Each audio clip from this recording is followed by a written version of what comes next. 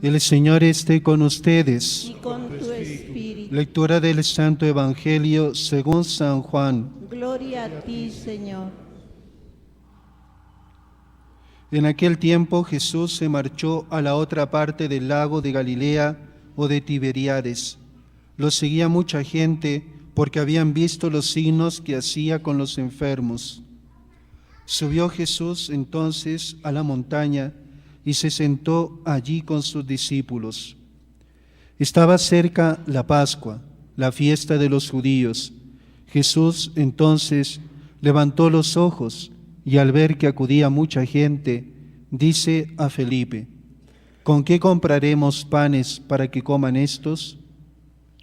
Lo decía para tantearlo, pues bien sabía él lo que iba a hacer. Felipe le contestó: 200 denarios de pan no bastan para que a cada uno le toque un pedazo.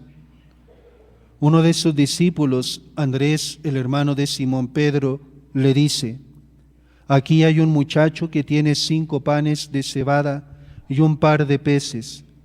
¿Pero qué es eso para tantos? Jesús dijo: decid a la gente que se siente en el suelo. Había mucha hierba en aquel sitio. Se sentaron, solo los hombres eran unos 5,000. Jesús tomó los panes, dijo la acción de gracias y los repartió a los que estaban sentados, y lo mismo todo lo que quisieron del pescado. Cuando se saciaron, dice a sus discípulos: recoged los pedazos que han sobrado, que nada se desperdicie. Los recogieron y llenaron 12 canastas con los pedazos de los 5 panes de cebada que sobraron a los que habían comido. La gente entonces, al ver el signo que había hecho, decía: este sí que es el profeta que tenía que venir al mundo. Jesús entonces, sabiendo que iban a llevárselo para proclamarlo rey, se retiró otra vez a la montaña él solo. Palabra del Señor. Gloria a ti, Señor Jesús.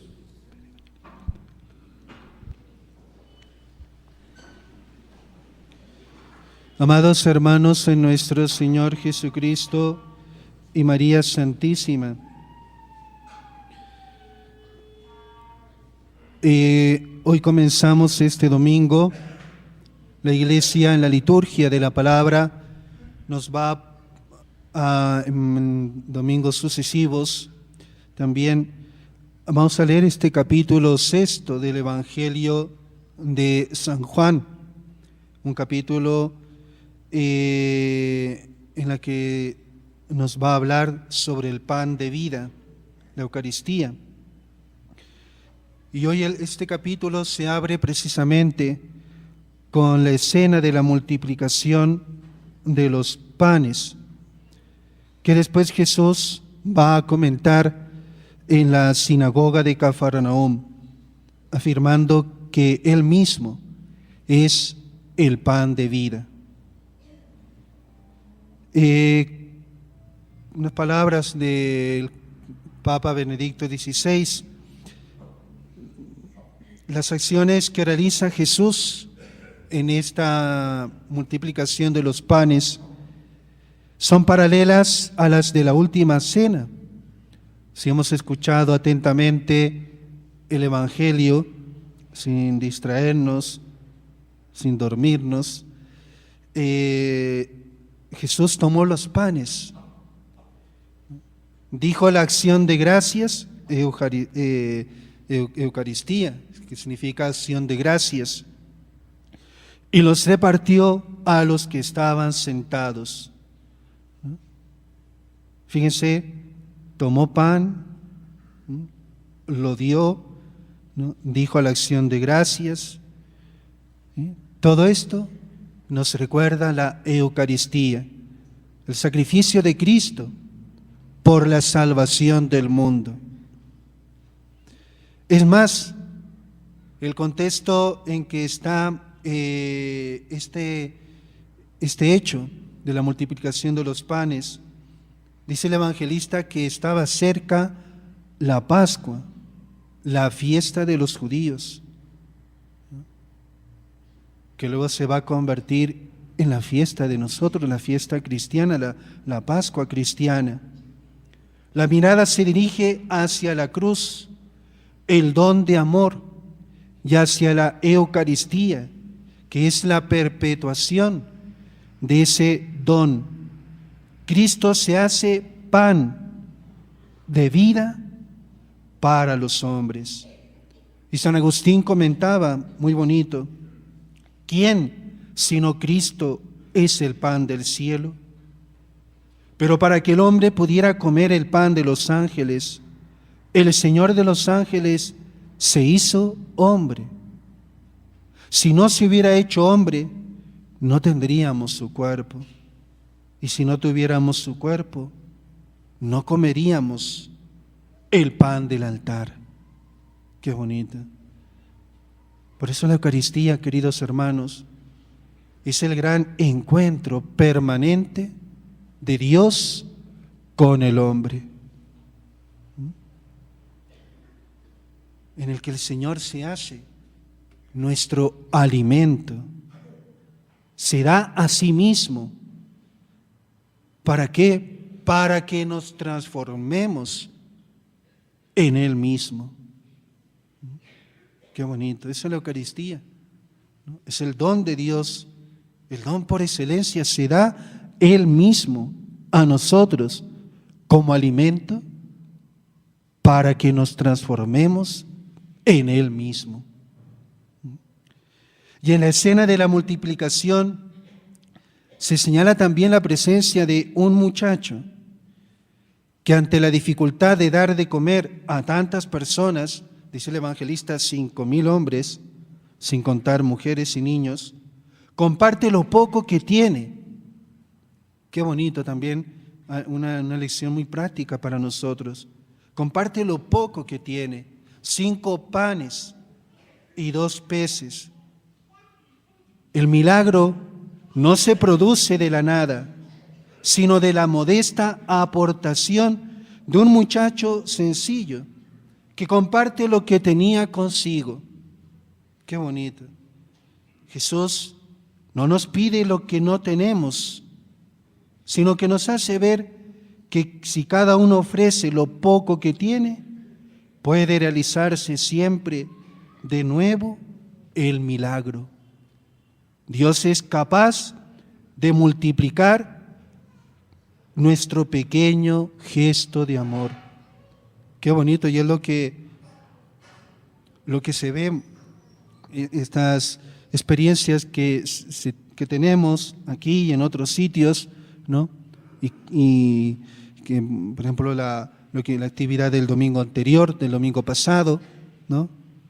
Qué bonito, ¿no? Que cada uno, Jesús no nos pide lo que no tenemos. Lo único que nos hace ver es que ofrezcamos lo que tenemos, ¿ya? Y para que pueda realizarse el milagro. Con nuestro pequeño gesto de amor, Dios es capaz de multiplicar, ¿no? Es capaz de multiplicar ese pequeño gesto de amor. Qué bonito cuando nos unimos todos en una obra de caridad, en una obra de beneficencia hacia el necesitado, etcétera, por la causa de Dios. Qué bonito, ¿no? Aportar lo poco que tenemos, ¿no? Eso es lo que nos pide el Señor. No nos va a pedir lo que no tenemos. No me va a pedir, si yo no tengo 1.000.000 de soles, pues no me lo va a pedir, pero sí me va a pedir lo que tengo, lo poco que tengo. Y ya el Señor se encarga de multiplicarlo. La multitud queda asombrada por el prodigio.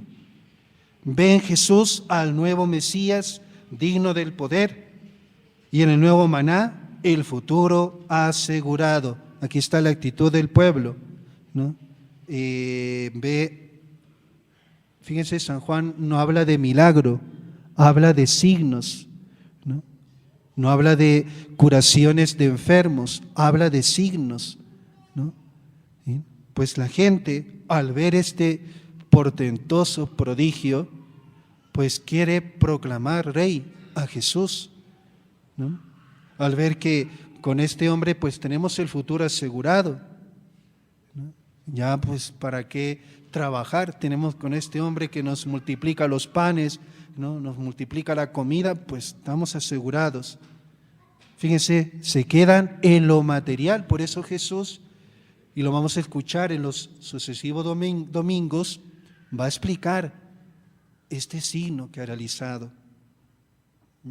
Se queda en lo material, en el elemento material, en lo que había comido, ¿no? Por eso el Señor, lo vamos a escuchar el domingo siguiente, les va a decir: me buscáis porque os habéis hartados, os habéis comido bien y por eso me buscáis porque queréis más pan, más dinero, más bienestar, ¿no? ¿No buscamos muchas veces al Señor por eso, por lo material? ¿Sí? Muchas veces, quizás a veces en nuestra oración, en nuestra petición, ¿no? Nos quedamos en lo material, que me conceda tal cosa, que me ayude en este examen, que etcétera, etcétera. Nos quedamos a veces en el aspecto material, pero no vamos a lo espiritual. Por eso el Señor, sabiendo que iban a llevárselo para proclamarlo rey, se retiró otra vez a la montaña él solo. Porque Jesús no es un rey terrenal, no es un rey terrenal que viene pues a solucionar los problemas, ¿no? Fíjese lo que hizo el muchacho, con eso poco que tenía, dio de comer a una multitud grande, ¿no? Eso es lo que nos pide el Señor. Jesús no es un rey terrenal que ejerce su dominio, sino un rey que sirve, que se acerca al hombre para saciar no solo el hambre material, sino sobre todo el hambre más profunda, el hambre de orientación, de sentido, de verdad. En una palabra, el hambre de Dios, ¿no? Por eso pidamos al Señor que nos ayude a redescubrir la importancia de alimentarnos no solo de pan, sino de verdad, de amor, de Cristo, del cuerpo de Cristo, ¿no? Participando fielmente y con gran conciencia en la Eucaristía, ¿no? Para estar cada vez más íntimamente unidos a Él, ¿no? Y así aprender, queridos hermanos, estando unidos a Jesús, a aprender a vivir con los demás. Es lo que el apóstol San Pablo nos ha dicho en la segunda lectura de la carta a los Efesios. Yo, el prisionero por Cristo, os ruego que andéis como pide la vocación a la que habéis sido convocados. ¿Y a qué vocación hemos sido convocados, queridos hermanos? Todos hemos sido llamados por Dios para ser santos e inmaculados en su presencia. Una llamada a la que la mayoría de los cristianos tratamos de responder desde el lugar del trabajo, de la familia, en medio de las relaciones sociales, etcétera. Todos llamados y todos llamados personalmente por Dios. Y esta vocación es el comienzo de la unidad de los hijos de Dios en Cristo, que forman no un país, no una cultura, no un grupo para una acción política o social, sino un solo cuerpo, un solo espíritu. Todos los que estamos aquí reunidos, queridos hermanos, formamos eso, un solo cuerpo, un solo espíritu, con un Señor, una fe, un bautismo, Dios Padre de todos, que lo trasciende todo, lo penetra todo, ¿no? Eso es la iglesia, un pueblo de Dios, una familia de Dios. Y esa es la unidad que se apoya en el Romano Pontífice, ¿no? En la que esa fe y ese bautismo perduran y se fortalecen siempre. Pero, ¿qué pasa? Muchas veces rompemos, queridos hermanos, esa unidad. Para fortificar la unidad y no dar lugar a divisiones que hieren el cuerpo de Cristo, ¿bien? ¿Qué nos recomienda San Pablo? Sed humildes siempre y amables, sed comprensivos, sobrellevaos mutuamente con amor. Esforzaos en mantener la unidad del Espíritu con el vínculo de la paz. Qué consejos tan prácticos nos da el apóstol San Pablo para vivir esta unidad, queridos hermanos. Sed siempre humildes, amables, comprensivos, sobrellevaos mutuamente con amor. Esforcémonos en mantener la unidad, la paz. Qué pena tanto mal ejemplo que los cristianos nos damos a veces mutuamente y damos a los demás que no tienen fe. Odios, guerras, desconfianza, calumnias, reyertas, juicios interminables por cuestiones de honra, de intereses temporales, divisiones en la fe, divisiones en la caridad. Fíjense, entre todos no dejamos ni un solo momento de crucificar de nuevo a Cristo. Por estas divisiones, por esta falta de amor.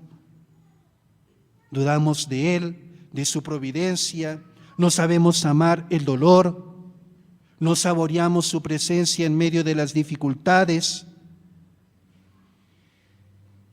En resumen, hijos tantas veces ingratos que no confiamos en la generosidad, en la magnanimidad del corazón paterno de Dios. Por eso un camino queda abierto a nuestro alcance, el que siguió Cristo en la Eucaristía, la humildad. Sé siempre humildes. Cristo ya nos había dicho: aprended de mí que soy manso y humilde de corazón. Y para darnos la fortaleza de seguir ese camino, el Señor nos ofrece el fruto de su gran acto de humildad, Cristo escondido en la Eucaristía, pan que se multiplica para saciar a todos, que alimenta a todos en abundancia, que no se compra con dinero. La Eucaristía, queridos hermanos, recibida en gracia de Dios, nos hará uno con Cristo, nos llevará a vivir en unidad fraterna con todos, nos empujará a poner nuestros panes de cebada, nuestros peces en servicio de los demás, como hizo el muchacho, ¿no? Y nos animará a huir de los triunfalismos terrenos, como yo, el Señor, y a descubrir que para el hombre solo hay un verdadero triunfo: bendecir por los siglos a Dios, Padre de todo, que lo trasciende todo, lo penetra todo. Vivamos así, queridos hermanos, cada vez que participemos de la Eucaristía, vivamos la unidad, el amor con los demás. Que así sea.